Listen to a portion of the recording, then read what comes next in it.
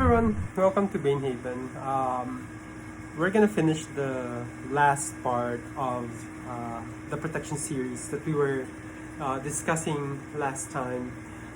We will be focusing on part 3 of this series. The first one that we discussed was spiritual and divine protection. Then we went to amulets and talismans. Now, for part 3, we will be putting everything together, in one video. So we have part of the protection series. Part 3 would be words, chants, songs, gestures, and symbols. So as we all know, symbols and chants are actually very, kinds of very effective protective ways, invoking protection if one is in danger. We have a lot of words of power that could invoke protection. For example, chants that could invoke protection. So let's start off with let's start off with words. So words of power are always being used for different types of purposes. So if you watch Harry Potter, for example, they've used verbal incantations to trigger a specific effect. It's similar also to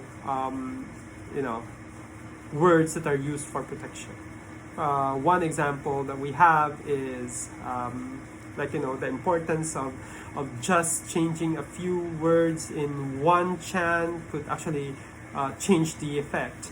For example, the Ephesiogrammata, which is a barbarous word, could actually, if you change the first 2 words in the normal Ephesiogrammata, then it becomes a protective chant, especially if, according to them, you throw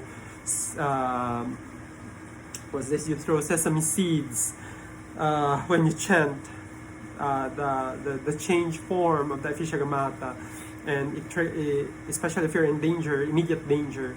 So you chant it, you throw sesame seeds using your left hand, I think, and it will protect you. So there. So words. What else? Some witches, of course, put words together to create or words of power together, and they actually create chants. Chants ideally should be sung. You sing or you chant to invoke protection. So chants and songs most of the time very synonymous. So one example of this are the protection spells, protection rituals found in Psalms. For example, Psalm 79, I think, is a protective chant against I think sickness or for healing someone. And then there's also if I'm not mistaken, we also have Psalm 81, I think. I'm just not really sure, but I have my books here that I could check. If you have comments, you just put it there. Another thing that we have under the protection, our part 3, will be symbols. Of course, symbols. We have a lot of symbols that are used for protection. You have your crucifix, for example. If you're a Christian, Christians they bring crucifix. They have Saint Benedict scapulars, medals. They actually use that for protection. So these are very talismanic, but again, there are symbols also that are used for that purpose, again, symbols or gestures, like sign of the cross, for example, for Catholics. If they feel that they're threatened or they're in danger, they make a sign of the cross for protection. Symbols like the futhark, like the algis, for example, the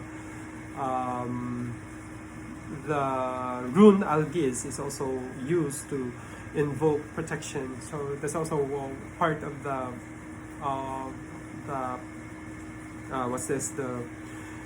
protective symbols that are used for protection. Pentagram, for example, is also a symbol used for protection.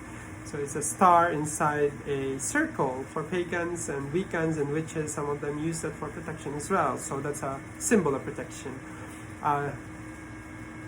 Gestures are also used for protection, like your mano cornutus, for example. This mano cornutus, it's said to be that it is very effective against the evil eye. So it's a protective gesture.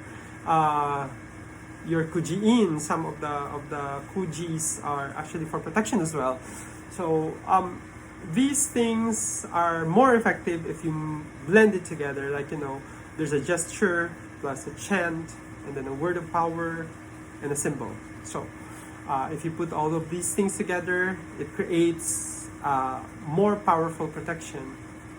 Lastly, protection spells are actually better if they're programmed to protect you from a very, very specific thing. Example, if you ward your house and put a protection against thieves, then it would be very effective against thieves. You need to have different protection spells or protection rituals for every specific thing. A generic protection spell would also be fine. However, since you just say that protect me from harm, you didn't really specify what kind of harm that is. If like the spell would feel that you are threatened, even though it's not really a danger, then it would trigger, then it would harm your loved one who spar with you verbally, for example. So to end this, I think it's still worth to have layers of protection spells or protection rites, each with specific purpose, each blended together has everything that it needs. You could probably call on the divine, anchor the protection in an amulet or a talisman. You chant over it, you program it, you use symbols, you use words, you use songs, gestures, and it's more effective than just out of nowhere you just say something and then you thought that you're protected but you're not. So we'll be having more topics like this. I'm still thinking of what's the next series that we will have. Probably tools, or probably herbs, probably tarot. So we're just gonna talk about religion and spirituality, belief systems here. So I'll be checking on the next thing that I want to make a video with. I'll be checking on Facebook if they have other questions or other things that they want me to discuss. Then we will be doing that. So please subscribe and follow. This is my advocacy, to just teach and share my knowledge. Also follow me on Facebook, Twitter, or Instagram at Kael Johan. That's CAELYOHANN, and I'm posting it at the end of the video. So I hope to see you soon, and we could actually discuss a lot of things in the next videos. Thank you so much. Have a great evening, guys.